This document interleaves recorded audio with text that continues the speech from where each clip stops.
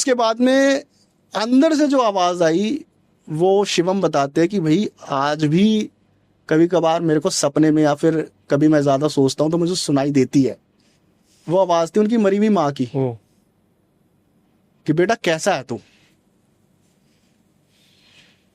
उसके बाद उन्होंने जब, क्योंकि इन्होंने अपनी माँ की आवाज़ सुनी हुई थी, थोड़ा मतलब रहे भी थे, सभी ने पता था कि भाई माँ की आवाज़ कैसी है।